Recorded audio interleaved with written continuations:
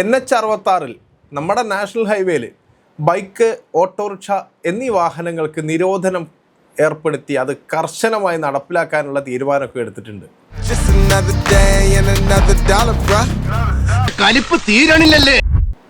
സംഗതിയൊക്കെ നല്ലതാ, പക്ഷെ ചില കാര്യങ്ങൾ അത് പറഞ്ഞേ പറ്റും.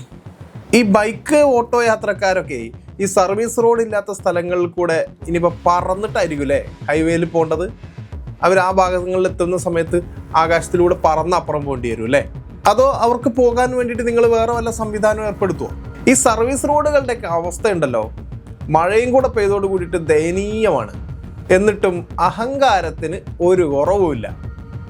എന്തൊക്കെയോ വീരവാദമൊക്കെ പറഞ്ഞിരുന്ന നമ്മളെ ഇപ്പോഴത്തെ മുഖ്യനുണ്ടല്ലോ, അദ്ദേഹം എവിടെ പോയി? എന്താണ് സാറേ ഈ നാഷണൽ ഹൈവേയിലെ നിയമങ്ങൾ? അതൊന്ന് പറഞ്ഞു തരുമോ? അല്ല, അറിയാത്തത് കൊണ്ടാണ് കേട്ടോ. ഈ സർവീസ് റോഡുകളിൽ എവിടേക്കാണ് വൺ വേ ഉള്ളത്, സർവീസ് റോഡിൻ്റെ ഏത് ഭാഗത്തു കൂടെയാണ് വാഹനങ്ങൾ ഓടിക്കേണ്ടത്, ഇതൊക്കെ ഒന്ന് പറഞ്ഞു തരുമോ?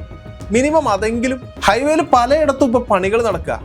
മഴക്കാലമായി, എന്നാലും പണി അങ്ങനെ പുരോഗമിക്കുന്നുണ്ട്. ജനങ്ങളെ കയ്യിൽ നിന്നും നിങ്ങൾ ടോളും വാങ്ങുന്നുണ്ട്. എന്നിട്ട് വലിയ ഡയലോഗും അടിച്ച് അവരെങ്ങനെ കഷ്ടപ്പെടുത്തുക. നമ്മുടെ KSRTC ബസ് ഹൈവേയിൽ നിയമം ലംഘിക്കുന്നത് കുറേ വീഡിയോകളിലായിട്ട് നമ്മൾ കണ്ടതാണ്. ഇപ്പോൾ കുറച്ച് ദിവസം മുന്നേ ഒരു KSRTC ബസ് ഹൈവേയിൽ നിയമം തെറ്റിച്ച് വന്ന് നാട്ടുകാർ തടഞ്ഞ് തിരിച്ചു വിട്ടതൊക്കെ നമ്മൾ കണ്ടതാ. ഇതിനൊക്കെ എതിരെ ആരാണ് നടപടി എടുക്കുക? ഗതാഗത വകുപ്പ് ഇതൊക്കെ കാണുന്നുണ്ടോ?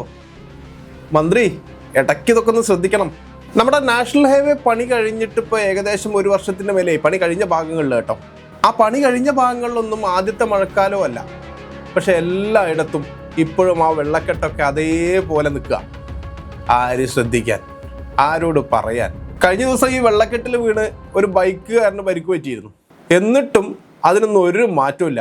ഈ മഴക്കാലം വരാൻ വേണ്ടി കാത്തിരിക്കുകയായിരുന്നോ? ഇതിനു മുമ്പ് ഇതൊക്കെ ക്ലിയർ ചെയ്യണ്ടേ? ഇതൊക്കെ ഒന്ന് ശരിയാക്കണ്ടേ? എന്നിട്ട് വേണ്ടേ ഈ ഡയലോഗുകളൊക്കെ അടിക്കാൻ? ഈ ഹൈവേയിൽ നിയമം തെറ്റിച്ച് വാഹനം ഓടിക്കുന്നവർക്കുള്ള പിഴയൊക്കെ എങ്ങനെയാണ്?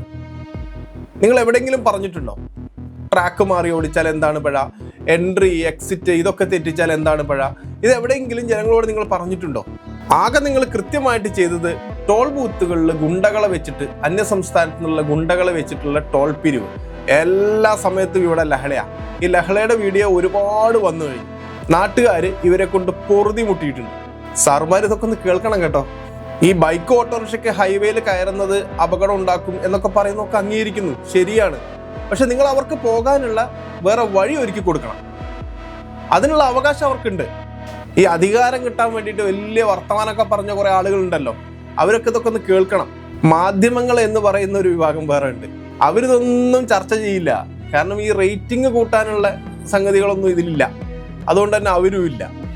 കഴിഞ്ഞ 28-ാം തീയതി, അതായത് പെരുന്നാളിൻ്റെ ദിവസം, ഞാൻ മലപ്പുറത്ത് നിന്നും കോഴിക്കോട്ടേക്ക് വരികയായിരുന്നു.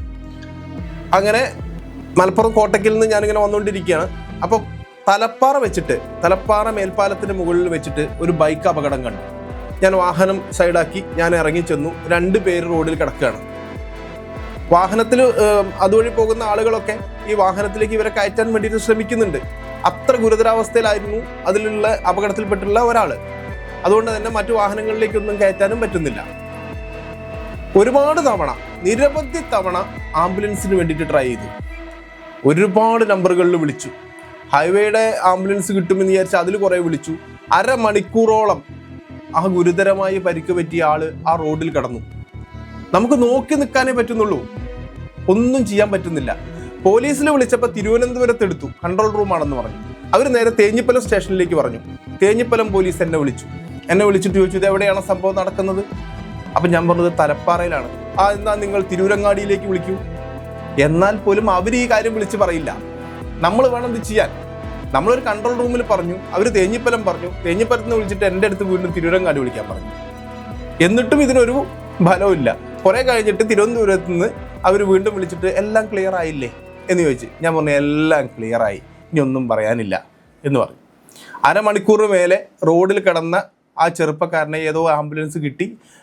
ഒരുപാട് വൈകിട്ടാണ് ആശുപത്രിയിൽ എത്തിച്ചത്. ഇത്തരം ഒരു അപകടം ഹൈവേയിൽ രാത്രിയാണ് നടക്കുന്നതെങ്കിൽ അവിടെ കിടന്ന് മരിക്കുക, വേറെ ഒരു മാർഗവുമില്ല.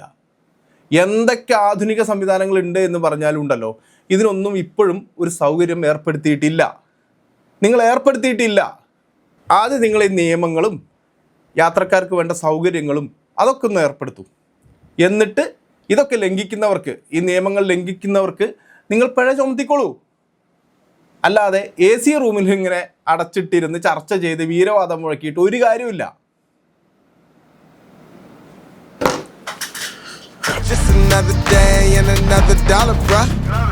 കലിപ്പ് തീരണില്ലല്ലേ?